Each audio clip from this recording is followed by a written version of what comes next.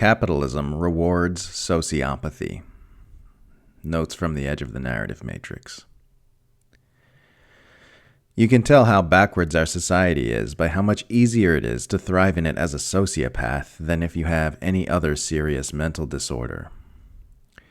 If, instead of money, our society valued connection, emotional intelligence, and empathy, people with schizophrenia or bipolar disorder or other severe psychological issues would get all the support and care they need, while sociopaths would flounder.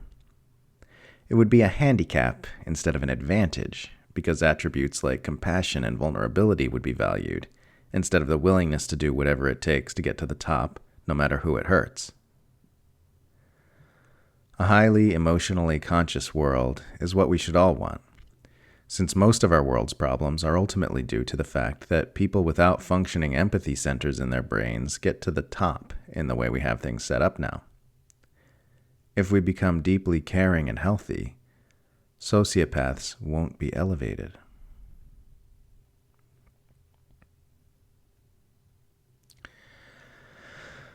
Capitalism is like polyamory.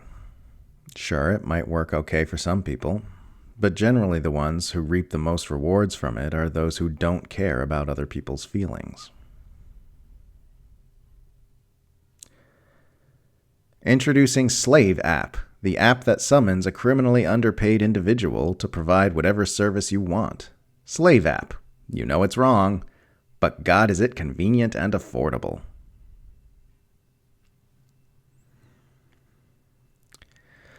Biden was appointed to get things back to normal, but there can be no back to normal for a dying empire in a rapidly shifting global paradigm. You can tell by how hard they're having to work to spin this desperate, ridiculous clusterfuck as a normal presidency.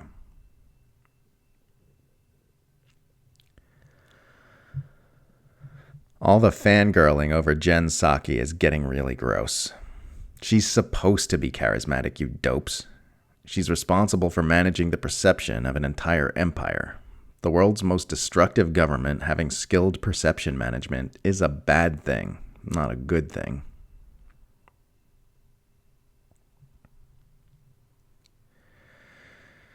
U.S. presidents always get praise for the small smattering of half-decent things they do, but no blame for the far, far greater mountain of evil things the U.S. empire does during their presidency.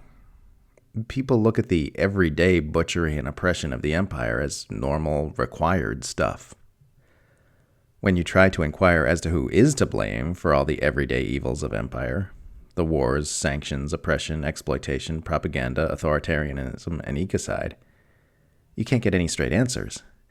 It's widely thought of as something that kind of happens magically, by itself. And that's just so revealing. For a civilization which prides itself on its respect for the individual, to refuse to place any blame on any individuals responsible for the worst crimes being committed on our planet right now. Individualism is for the little people.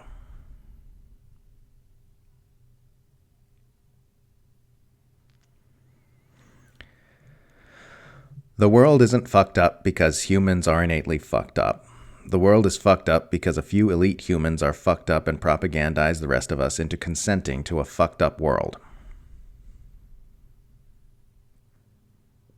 It's hard to blame people for believing dumb conspiracy theories about the powerful, considering the fact that proven conspiracies by the powerful are usually a lot worse. The conspiracy of the U.S. power alliance to slaughter children in Yemen and lie about it is far worse than all the QAnon stuff, for example. Corporate media propaganda is another example. Wealthy elites and government agencies are indeed conspiring to manipulate the thoughts of the entire population. This is a fact that has been studied and documented for decades. It happens in a mundane way, but it's a huge, creepy conspiracy. I mean, just think about it. Powerful elites are engaging in mass-scale mind control to justify murder and genocide around the world. This is a fact. The only reason it doesn't give people the thrill of 5G nanobot mind control conspiracies or whatever is because we're used to it.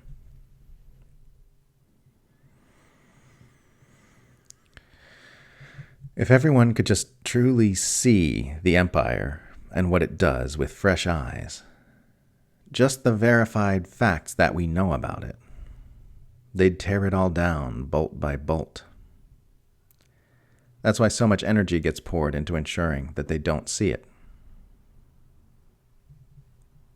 People keep waiting for a big reveal, for some investigative journalist or leak to expose the abusive dynamics of the powerful. The thing is, that already happened.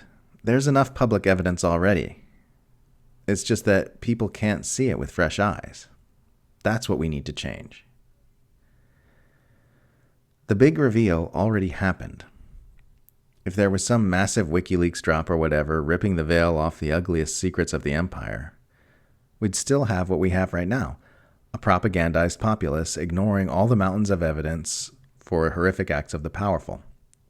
The problem isn't getting the information, the problem is getting people to actually look at it. That's what I place my emphasis on, finding new ways to get people to look with fresh eyes and really see the ugly monster that's right in front of their face.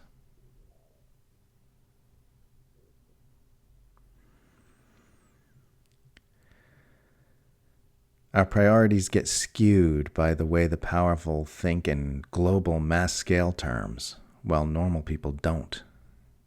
Even well-intentioned people think police violence is more of a problem than war, say, or that lockdowns are more dangerous than brinkmanship with China, because it's something local that can affect them personally. This is just a product of normal human psychology. If I'm a store clerk, I'm unaffected by things happening on the other side of the world, so I don't think about them. If I'm a war profiteer or an empire architect, those dynamics affect my bottom line, so I do think about them.